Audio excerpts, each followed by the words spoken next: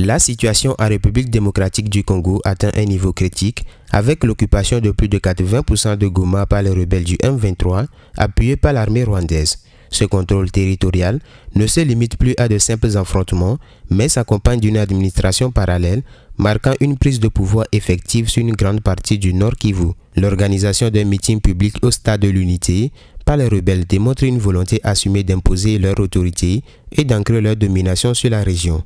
Cette occupation prolongée remet en cause la souveraineté de la RDC et expose l'incapacité du gouvernement à rétablir l'ordre face à une menace qui ne cesse de s'intensifier. Face à cette escalade, la réaction des autorités congolaises semble en décalage avec la gravité de la situation. Alors que l'urgence exigerait une réponse militaire ou diplomatique forte, le gouvernement a choisi d'organiser des prières nationales contre l'agression rwandaise.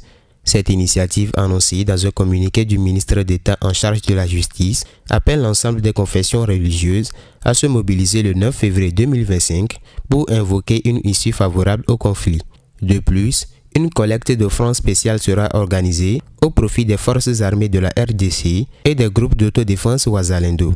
Si cet appel à la prière traduit une volonté d'unité nationale et de mobilisation morale, il ne saurait constituer une réponse suffisante face à une occupation militaire active. La RDC se trouve dans une situation où seule une action concrète, qu'elle soit militaire, diplomatique ou économique, peut inverser la tendance. Pendant que Kinshasa mise sur une mobilisation spirituelle, le M23 consolide son emprise sur Goma, étendant son influence et renforçant sa capacité d'administration.